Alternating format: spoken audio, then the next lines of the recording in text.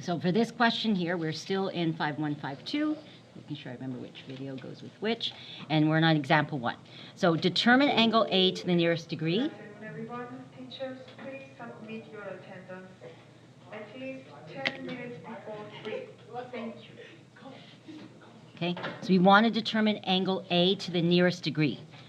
Okay, so we know angle A. As soon as I see right angle, we've reviewed this already, SOHCAHTOA. So as soon as I see that, I know it's a SOHCAHTOA scenario.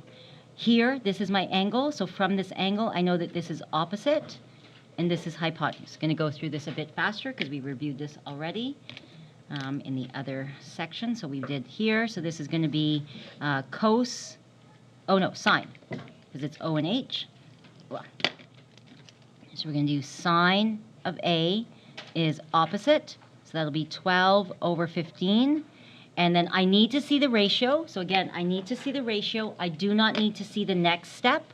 I do not need to see this.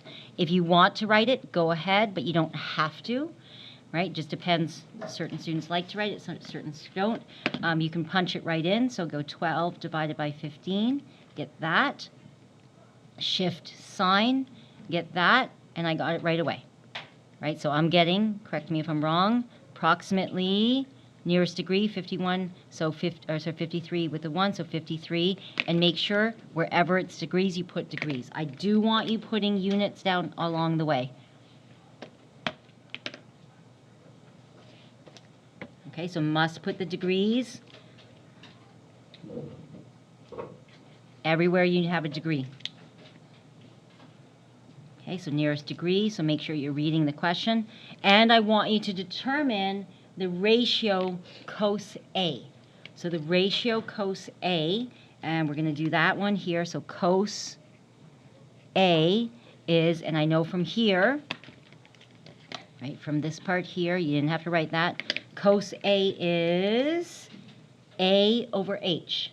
It's just the regular. So A over H, so I'm going to go A is... Oh, shoot. It's missing.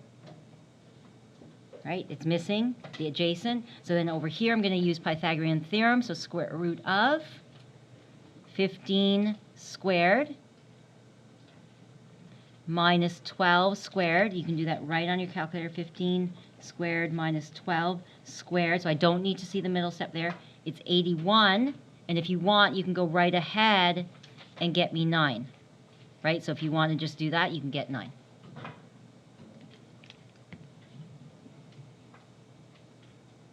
Stop me if I'm wrong. So it's going to be 9 adjacent, right? That's my adjacent. And then hypotenuse 15. And do I leave it like that? Do not lose that half mark. What do you got to do now? Reduce that one, right? So divide the top and the bottom. You don't have to show this, just for your notes, what I'm doing. Reduce. I will put ARF. Remember, ARF for me means always reduce fraction. Right? It's just short form, so sometimes I put ARF, and then you'll be like, what's that mean? Always reduce your fraction, please. And then you don't have to show this. Again, that's your brain thinking that, so it's 3 over 5. No decimals. Fractions are good. Fraction, not decimal. Fractions are great. No decimals, please. Okay. Ready? Next page. All right. So the next page is a little review with some little new stuff. The next page, we're just going to start with the reciprocal. So reciprocal. So if you're like, why do I have to learn it? Because I'm going to make you answer it. I'm going to do reciprocal. I'm just giving a second to copy. We okay? All right. So then over here, I asked you specifically, can you please state the reciprocal ratio of this? Yes. Okay. Reciprocal ratio of this that corresponds to sine. So which is the reciprocal ratio that corresponds to sine? It's cosecant. It's the extra one. Cosecant theta. Make sure you put the theta still there, right? Don't leave it because you're so worried about what the reciprocal is, you guys forget your angles. So put the angle there, and then you take this one and flip it over. So it's 4/3. That's it. Okay. If you want to calculate that, that's all the question was asking. So we're supposed to, for your curriculum, to make sure you understand what a reciprocal ratio is. And again, we use it again next year in bits and pieces. So that's it. That's all I want you to do, not calculate. Just state the reciprocal ratio. Done. Done. Stated the reciprocal ratio. Here I want you to evaluate to the nearest hundredth. So nearest hundredth, evaluate secant of 20. I told you on the other page, we don't have a calculator button for it. So you have to convert it back to the original form, which is going to be 1/cos of 20.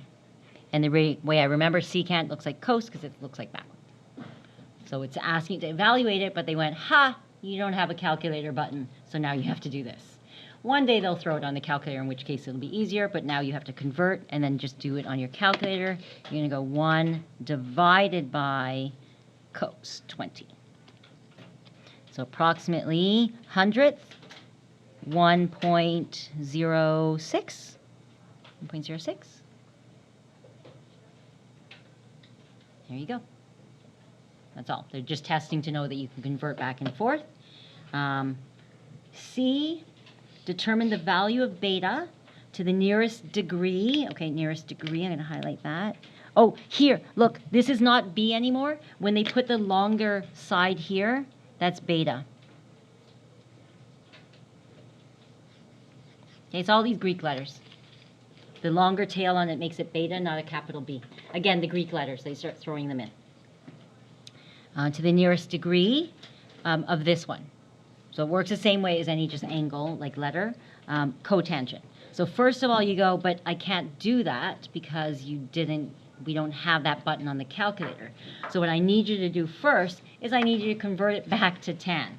And this is when people go, but aren't you just making me do more work? A little bit. You just got to keep converting it before you can do the calculator anyway. So I want you to change it to tan. Right, so see what we did up here? We have to go back and forth. Convert back and forth. So tan is going to be the reciprocal of this. See how this one we had a fraction is easier? You just flip it. If you have a number, just flip the number. So it's 1/, flip it. You're going to go, and you might say, ooh, are we allowed to have a decimal in a fraction? I'm going to punch into my calculator anyway. Okay, the calculator will get rid of it in a second. Okay, but it's just like this one, but if I give you a decimal, just do 1/, and then I want beta. So bring the tan over, and this is inverse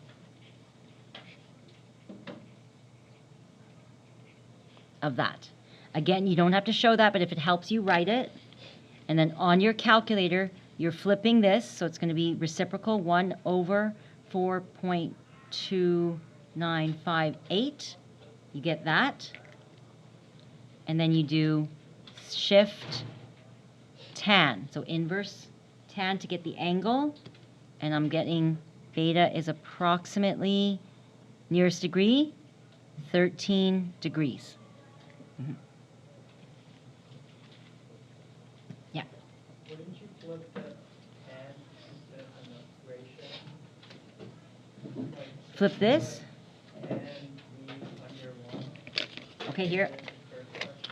So here, if we went 1, so that already is the reciprocal. So this we're saying is this. So this side, so if you do it this way, you'll get the same thing. So cotangent is 1/tan B, right? Then you have to bring this up and that under. So you get 1/4.2958 equals tan beta. Is it the same? Yeah, it's the same. Yeah. So either way you do it is fine. So the question was, can we convert this side? Yes. So if you convert cotangent to 1/tan, then you're going to solve. So you bring it up and you're going to get the same. Yeah. So that way works too. Okay, so that's actually good too. Okay, so both ways, whichever way you see it. So I'll put or. I'll write that down. So or, you convert this side, so you go 1/tan beta. Yeah, for sure. If you see it better this way, it's the same. right? And then you're going to bring this up. So it's over 1. So you can bring that up and this down. So you're going to go 1 over 4.2958 equals tan beta. And same, you're at the same spot, and you do the inverse. Yes. Yep, good. Right, so both ways, excellent. And again, it's this just test of conversion. So as soon as you see one of these reciprocal things, you're converting back and forth. Now this one, I'm asking you to try to use it finding an angle, and we're going to have to convert anyway. But sometimes we force you to do it by asking these questions. Again, it's part of the curriculum. Honestly, we don't use it a lot. I got to be honest with you, but we do use it in grade 12. So there, you're like, where am I going to use it? Next year. There you go. And then we do use it in properties, and we use it in some trig stuff, so it comes back in pieces. This year is just an intro, so you're only kind of getting intro to it. We don't use it a lot. Oh, and then identities. So yeah, so they do force us to. They do.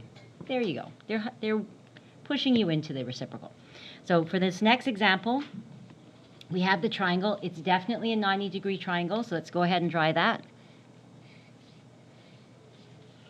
Okay, so this is 90. ABC. If they say angle ABC, which angle are they talking about? B, the middle one, right? So the B is the 90. The B is the 90, so that's my 90. It's an ABC triangle. AB is 7, so I'll just put A here. AB is 7, and BC is 4. Okay, whichever way you draw it, you might have had the same triangle but drawn upside down, same, as long as B is 90 and everything else. Got that? Determine AC. Oh, AC I can get by using, all I need for that one, Pythagorean theorem. Doesn't even need the angles. So it'll be 7 squared plus 4 squared equals 49 plus 16, 65. I do not need you to show me 49 and 16. Please don't. So you're seeing that I'm actually asking you not to write every step down. Okay, because some of this stuff you should be able to just go 49 plus 16, 65. You don't have to write the middle step down, which is opposite of, right, the 9, 10, where you say every step. It says exact, because you might have said, oh, how many decimal places? We learned this now from chapter 2, where we learned radicals. This is your exact form. This is beautiful. This is exact. Please leave it alone. Okay, don't approximate if it doesn't say approximate. We love radicals. We want to keep the radicals. This will come back through this whole chapter. Radicals exact. Okay. For B, determine the reciprocal ratios. So the ratio means the SOHCAHTOA. So this is ratio means the SOHCAHTOA,